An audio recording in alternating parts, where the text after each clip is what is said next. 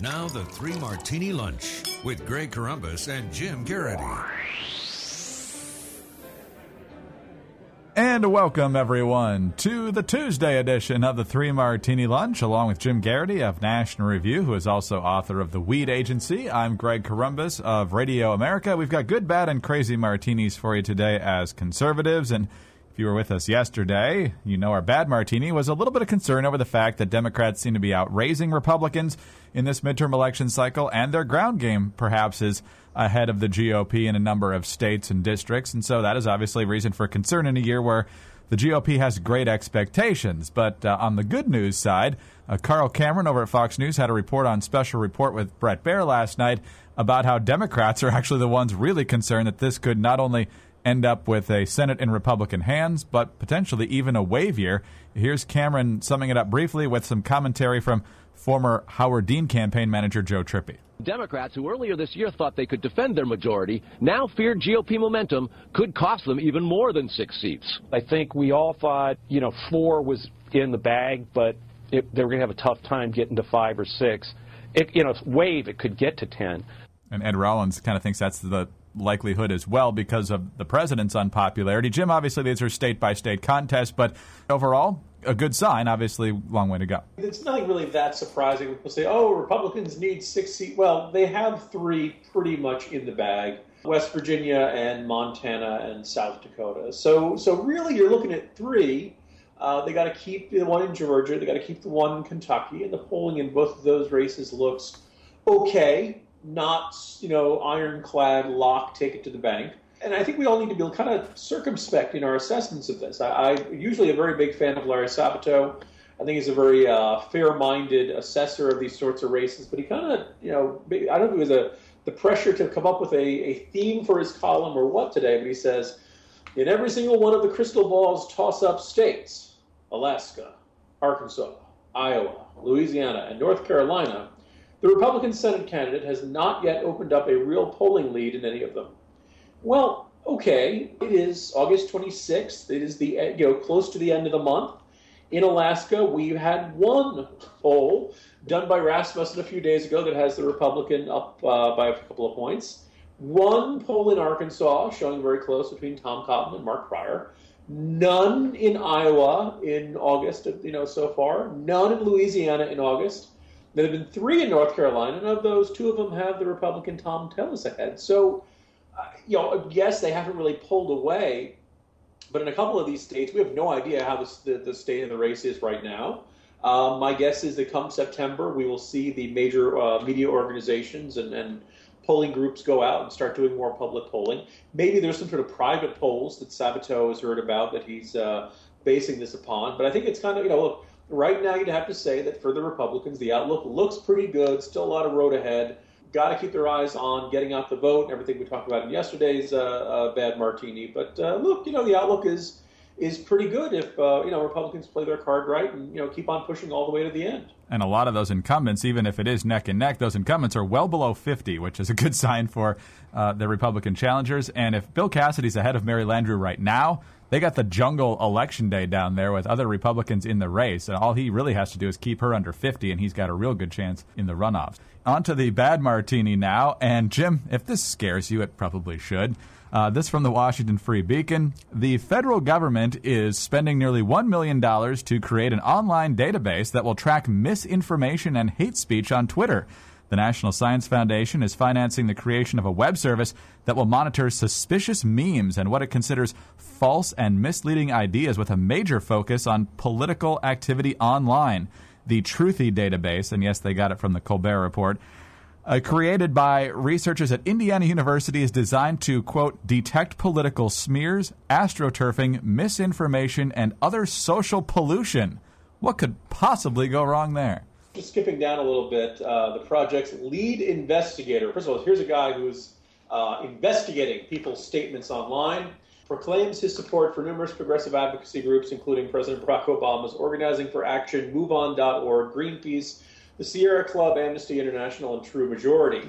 So this smells a lot like the, when Linda Douglas, formerly of ABC News, then formerly with the Obama administration, as opposed to her informal role with the Obama administration at ABC News, said, there's been a lot of misinformation going on around line. And they basically, remember, was it Truth Watch or Attack Watch or... Attack Watch. Attack Watch. And, rat on your neighbors, report anti-Obama statements to authorities immediately, out of the White House. The line between the partisan political operation and the official government operation, very hard to hear. Now, look, this is, close to $1 million, $919,000 of our tax money going towards this.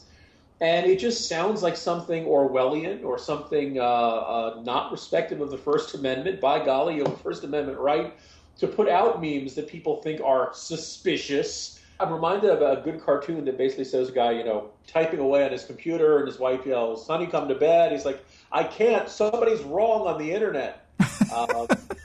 You spend some time on Twitter. You spend some time in comment sections, and I've heard people comparing it to opening up the Ark of the Covenant. You want to shut your eyes. You never want to look too hard at it. It's going to be full of people who don't know squat about squat and arguing things that are flat out wrong. I had mentioned in the Morning Jolt today about the number of people who believe that the proper term for someone who believes in maximizing individual rights and limiting the size and scope of government, a perspective we probably would associate with libertarianism, I think that's what they were looking for in that definition, said progressivism is the term best used to describe that. Another 6% said authoritarian is the term for someone who emphasizes freedom and less government. You're not even close on that one. So add them up. That's like 26% of people who have no idea what these terms mean. And so the idea that we need $1 million government program to research people being wrong on the internet is, it says, an unbelievable waste of money. And the second thing is it just feels like it would be this, quasi-government authority calling you out for putting out what the administration decrees misinformation. Because remember, the administration insisted if you liked your plan, you'd keep your plan.